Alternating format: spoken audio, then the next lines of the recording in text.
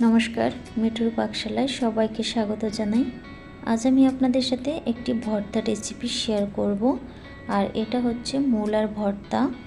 एक बार करे खेले बार बार किन्तु खेते इच्छा करबे। भीषण मजार एई भर्ताटी। मूला भर्ता जे एतटा टेस्टी हय एक बार जदि एभाবে करे ना खान ताहले बुझते पारबेन ना। पुरो भिडियोटा ना टेने देखते थाकुन। भिडियो भालो लागले अवश्यई एकटा लाइक करबेन। चलुन ताहले देखे नेই। प्रथमे मूलागुलो एरकम एकटा ग्रेटारेर साहाज्ये ग्रेट करे निते हबे। हाथ दिए कुचि करले अतटा भालो हय ना, चेष्टा करबेन ग्रेटारेर साहाज्ये ग्रेट करे निते, एते एकदम मिहि हय। एखन मूला थेके आमी रस छाड़िये नेब। ठीक एरकम करे चेपे चेपे मूला थेके रस बेर करे निते हबे।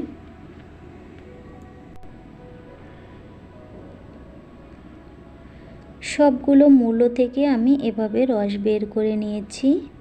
चले एलाम मूल रान्नाय। पैने दिए दिलाम 1 चा चामच सर्षेर तेल।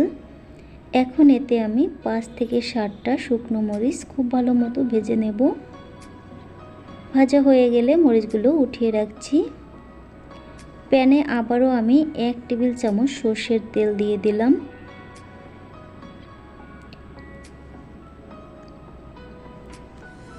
तेल गरम करे निয়েছি। এখন এতে ফোড়নের জন্য দিয়ে দিলাম খুবই সামান্য পরিমাণে গোটা জিরে আর গোটা রাঁধুনি। এই ফোড়নের মশলা থেকে যখন সুন্দর একটা ফ্লেভার আসবে এর মধ্যে আমি দিয়ে দেব মূলা।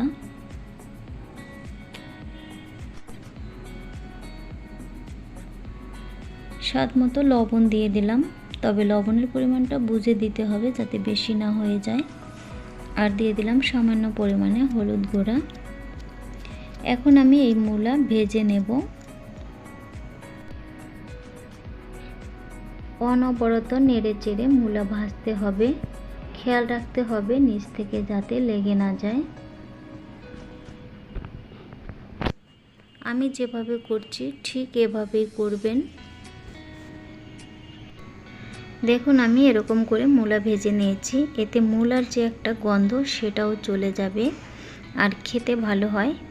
এখন মূলাগুলো আমি একটি বাটিতে উঠিয়ে নিচ্ছি।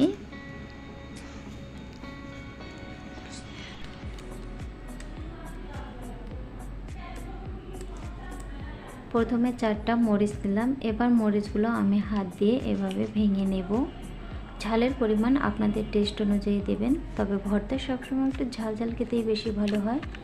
আর দিয়ে দিলাম একটা মিডিয়াম সাইজের পেঁয়াজ কুচি। এবার মরিচের সঙ্গে ভালো মতো মিশিয়ে নিয়েছি। আর একটু লবণ দিয়ে দিলাম। এবার আবারও মিশিয়ে নিলাম। এখন এতে দিয়ে দেব ধনেপাতা কুচি।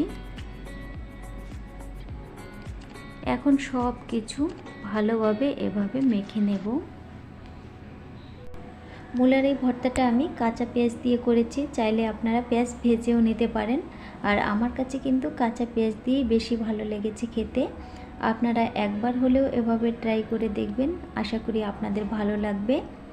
ভর্তা মাখানো হয়ে গেছে, এবার পরিবেশনের পালা। রেসিপি ভালো লাগলে অবশ্যই একটা লাইক করে দিবেন।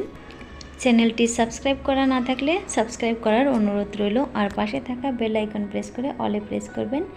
এতে করে আমি যত নতুন ভিডিও আপলোড করব এই নোটিফিকেশন পেয়ে যাবেন।